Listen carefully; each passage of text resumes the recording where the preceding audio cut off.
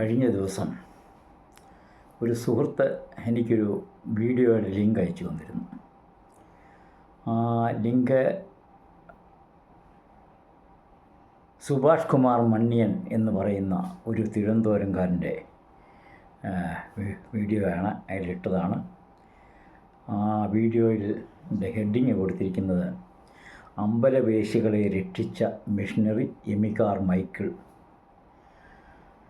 പിന്നെ സുഭാഷ് കുമാറിൻ്റെ അതിൽ ഇടയ്ക്കിടയ്ക്ക് എഴുത്തുകളുണ്ട്. ഞാൻ ഹിന്ദുമതം ഉപേക്ഷിച്ചതിൽ അഭിമാനിക്കുന്നു, എൻ്റെ രാജ്യത്തെ ഞാൻ സ്നേഹിക്കുന്നു, അതുപോലെ ഇസ്രയേലിനെയും അമേരിക്കയെയും സ്നേഹിക്കുന്നു. ഇസ്രയേൽ എൻ്റെ കർത്താവിൻ്റെ നാട്, അമേരിക്ക ഞങ്ങളെ രക്ഷിച്ച മിഷണറിമാരുടെ നാട്. പിന്നെയും ഉണ്ട് ഇടയ്ക്കിടയ്ക്ക് ഇങ്ങനെ എഴുത്തുകൾ. അവരും പിന്നെ ഹിന്ദു മതം ഉപേക്ഷിച്ചതിൽ, ഹിന്ദുമതം എന്ന സനാതന മതം ചാണകം ഉപേക്ഷിച്ചു, അതിൽ എനിക്ക് അഭിമാനമുണ്ട്. പിന്നെ നായരെക്കുറിച്ച് പറയുന്നു. നായരുടെ അപ്പൻ നോഹ. ഞാൻ ഒരു നായരല്ലെങ്കിലും ഒരു ഹിന്ദു എന്ന നിലയ്ക്ക് ഞാനിവിടെ പറയുന്നത്, നായരുടെ അപ്പൻ നോഹയാണെങ്കിൽ നോഹയുടെ അപ്പൻ ആരാണ്? ആദമിൻ്റെ അപ്പൻ ആരാണ്? ആദം, എൻ്റെ ഇതിനു മുമ്പുള്ള ചില വീഡിയോകളിൽ ഞാൻ കൊടുത്തിട്ടുണ്ട്. ആദം ജനിച്ചിട്ട് 5872-73 വർഷമേ ആയിട്ടുള്ളൂ എന്ന് ബൈബിളിലെ കൃത്യമായ കണക്കുകൾ ഉദ്ധരിച്ചുകൊണ്ട് ഞാൻ എഴുതിയിട്ടുണ്ട്. അത് വീണ്ടും ഞാൻ കൊടുക്കും. ഓരോരുത്തരുടെയും വയസ്സ്, ആദം മുതൽ എബ്രഹാം വരെയുള്ളവരുടെ വയസ്സും എബ്രഹാമിൻ്റെ കാലഘട്ടവും ഒക്കെ പറഞ്ഞുകൊണ്ട് ഞാനത് വീണ്ടും കൊടുക്കും. എത്ര വർഷം മുമ്പാണ് യഹോവ ആദമിനെ സൃഷ്ടിച്ചത് എന്നുള്ള കണക്കെടുക്കും. എല്ലാ അതിർവരമ്പുകളെയും ലംഘിച്ച ഒരു തെമ്മാടിയുടെ വീഡിയോ ആയിരുന്നു അത്. അതുകൊണ്ട് ഞാനും എല്ലാ അതിർവരമ്പുകളും ഇവിടെ ലംഘിക്കാൻ പോവുകയാണ്. ബൈബിൾ നല്ലവണ്ണം പഠിച്ച ഒരാളാണ് ഞാൻ. എൻ്റെ കയ്യിലിരിക്കുന്ന ബൈബിളിൻ്റെ പേജുകൾ എത്രയാണെന്നറിയാം. ഒരു 10-25 വർഷമായിട്ട് ബൈബിൾ എൻ്റെ കയ്യിലുണ്ട്. ഞാൻ കൂടെ നോക്കാറുണ്ട്. അതിൽ ഞാൻ അണ്ടർലൈൻ ചെയ്തിട്ടുണ്ട്. പഴയ നിയമം 975 പേജ്, പഴയ നിയമം മാത്രം 975, പുതിയ നിയമം 300 പേജും ഉള്ള ബൈബിളാണ് എൻ്റെ കയ്യിലിരിക്കുന്നത്.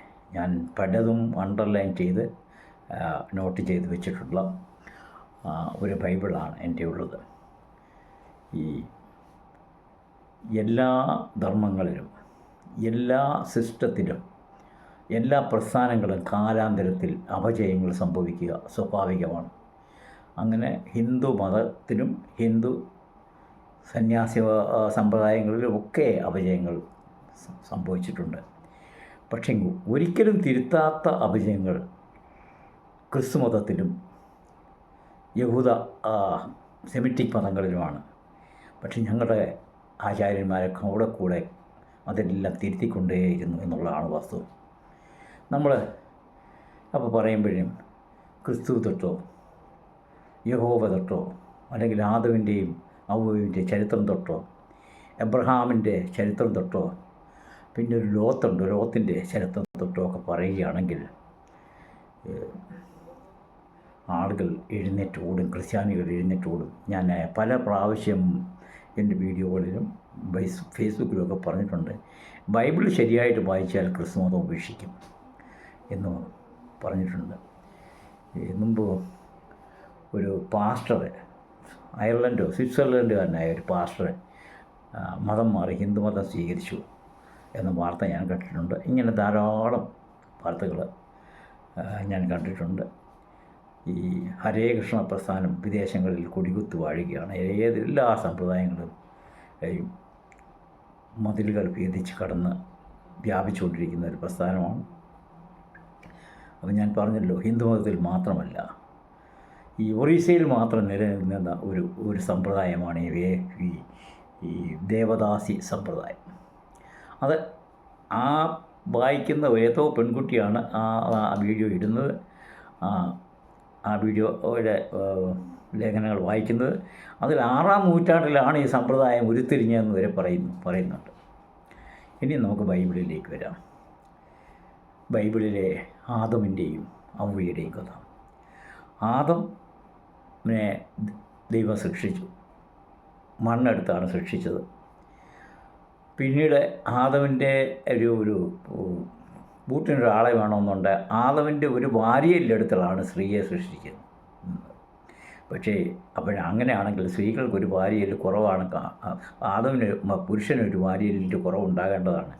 പക്ഷേ ഒരു ഭാര്യയിലിൻ്റെ കുറവില്ലെന്ന് മാത്രമല്ല. ഇനി അത് പോട്ടെ. ആദമിന് 2 മക്കളുണ്ടായിരുന്നു, കായേനും ആബേലും. ആബേലിനെ ആടുവളർത്തലായിരുന്നു ജോലി, കായേന് കൃഷിയും. രണ്ടുപേരും ദൈവത്തിന് തൻ്റെ വിഭവങ്ങൾ സമർപ്പിച്ചു. ആട് വളർത്തുന്ന ആൾ ആട് വെട്ടി ഇറച്ചി സമർപ്പിച്ചു, മറ്റവൻ പഴങ്ങളും കൃഷി വിഭവങ്ങളും സമർപ്പിച്ചു. പക്ഷേ ദൈവം പ്രസാദിച്ചത് ഇറച്ചി ഇറച്ചി കൊടുത്തവനെയാണ്. അതിൻ്റെ ഫലം എന്താണെന്ന് ചോദിച്ചാൽ, ഈ ദൈവം ആരിൽ പ്രസാദിച്ചോ അവനോട് മറ്റവൻ അസൂയുണ്ടായി. കായേൻ ആബേലിനെ അങ്ങനെ എറിഞ്ഞു കൊന്നു. അപ്പം അവരുടെ കണക്കനുസരിച്ച് ചരിത്രത്തിലെ ആദ്യത്തെ കൊല. പിന്നെ ആബേന് നോദ് ദേശത്ത് പോയി വിവാഹം കഴിച്ചു. ആകെയുള്ള 4 പേരാണ് ഉണ്ടായിരുന്നു, ഒരാൾ മരിച്ചും പോയി. പക്ഷേ നോദ് ദേശമുണ്ടായിരുന്നു, അവിടെ പോയി വിവാഹം കഴിച്ചു. ഇത് ഞാൻ എത്രയോ കാലമായിട്ട് വായിക്കുന്നതാണ്. ഇടയിലെ ആരിഫ് ഹുസൈൻ്റെ ഒരു വീഡിയോയിൽ ഒരു ക്രിസ്ത്യൻ പെൺകുട്ടി അച്ഛനോട് ഈ കഥ പറഞ്ഞു. അതെങ്ങനെ അച്ഛ നോദ് ദേശത്ത് പോയി വിവാഹം കഴിക്കുന്നത്?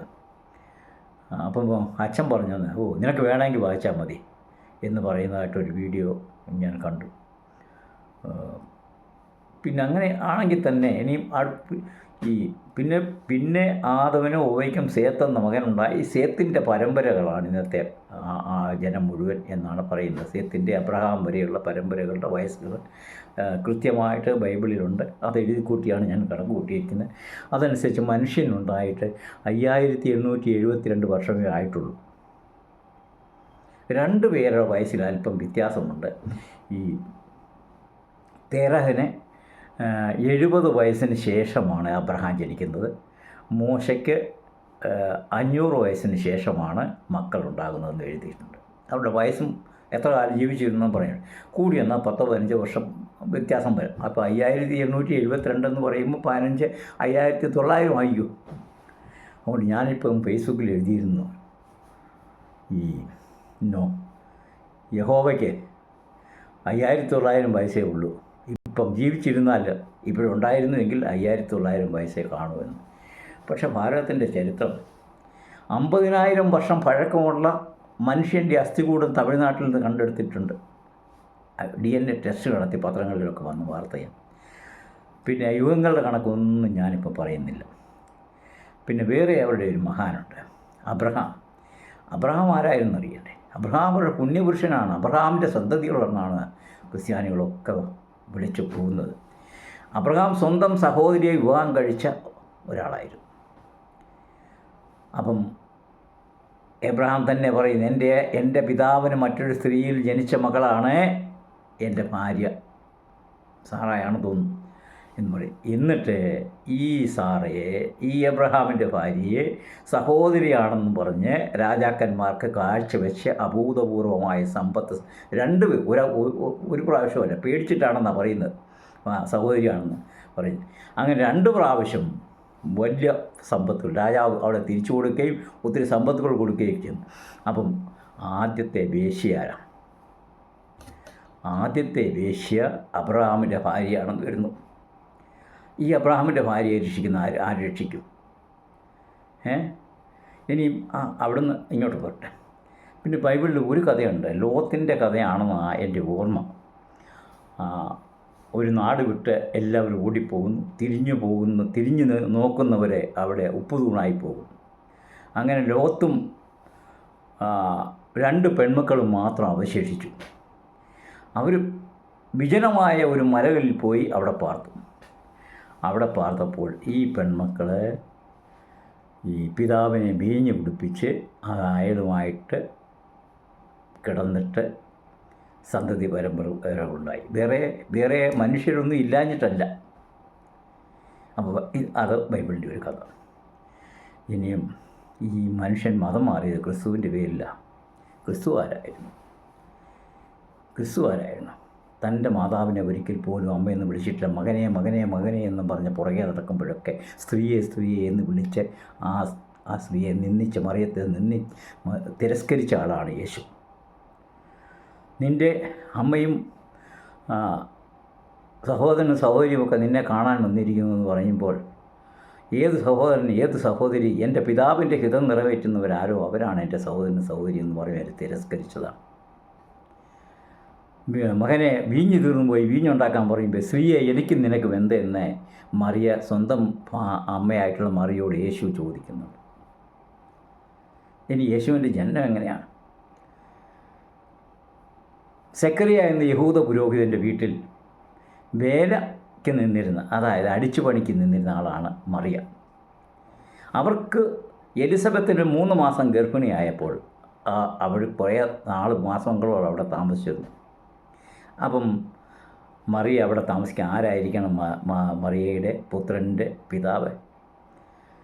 ഈ ഗബ്രിയേൽ ദൂതൻ വന്ന് പറഞ്ഞിട്ടാണ് എലിസബത്ത് ഗർഭിണിയായത് എന്ന് ബൈബിളിൽ പറയുന്നത്. ഒന്നുകിൽ സെക്കറിയ അല്ലെങ്കിൽ ഈ ഗബ്രിയേൽ എന്ന് പറയുന്ന ദൂതൻ. അതായത് അടിച്ചുകളിക്കാരി വേശ്യയുടെ മകനാണ് യേശു. ക്ഷമിക്കണം, ഞാൻ ക്രിസ്തുവിനെ കുറിച്ച് 4 കവിതകൾ എഴുതി, മഹായോഗിയായ ഒരു മനുഷ്യനെക്കുറിച്ച് 4 കവിതകൾ എഴുതിയിട്ടുള്ള.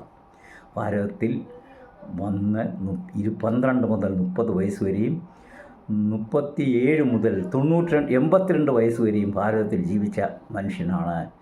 യോഗിയായിരുന്നു, നാദ സമ്പ്രദായത്തിലെ യോഗിയായിരുന്നു യേശു. ഈ 12ാമത്തെ വയസ്സിൽ 3 ദിവസം യാത്ര ചെയ്തിട്ട് അമ്മയും മകനും കൂടി, അമ്മയും അച്ഛനും മകനും കൂടി, ജോസഫും മേരിയും മകനും കൂടി ഒരു ഉത്സവത്തിന് പോകുന്നുണ്ട്. ഉത്സവം കഴിഞ്ഞ് തിരിച്ചു പോകുമ്പോൾ 70 ദിവസം യാത്ര മുഴുവൻ കഴിഞ്ഞ് ഇവരൊന്നും മകനെ ശ്രദ്ധിക്കുന്നില്ല. അവസാനം മകൻ കൂടെ ഇല്ലെന്നറിഞ്ഞ് തിരിച്ചു പോയി തിരക്കും. അതായത് കൂടെയുള്ളവർക്ക് ചോദിച്ചു കാണും, നിങ്ങളുടെ മകൻ എന്ത് ചെയ്യുന്നു? അങ്ങനെ തിരിച്ചു പോകാൻ നിർബന്ധിതനായി കാണും. അവിടെ ചെന്നപ്പോൾ യേശു സെനഗോഗിൽ ഇരുന്ന് പുരോഹിതന്മാരോട് തർക്കിക്കുകയാണ്.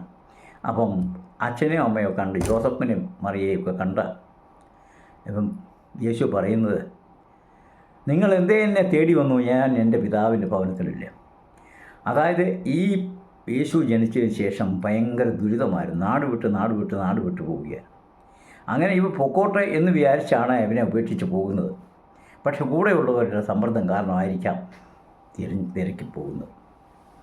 അപ്പോൾ ഈ മണ്ണിയൻ്റെ സുഭാഷ് കുമാർ മണ്ണിയൻ്റെ പിതാവ് എന്ന് പറയുന്നത് അവൻ യേശു കാരണമാണല്ലോ അവനിപ്പം ഈ ക്രിസ്തുമതം സ്വീകരിക്കുന്നത്. ആ യേശു ഒരു വേശ്യയുടെ മകനാണ് എന്ന് പറഞ്ഞാൽ തെറ്റു പറയാൻ പറ്റുമോ? ദൈവത്തിന് അല്ലെങ്കിൽ ദൈവത്തിൻ്റെ അവിഹിത റിലേഷനിൽ സംഗമത്തിൽ ജനിച്ച മകനാണ് യേശു എന്ന് വരുന്നില്ലേ? എന്തോ ഗതികേടാണ് ദൈവത്തിന്. ഇനി വേറൊരു കാര്യം ആലോചിക്കാം. ദൈവത്തിൻ്റെ ഏകജാതനാണ് യേശു.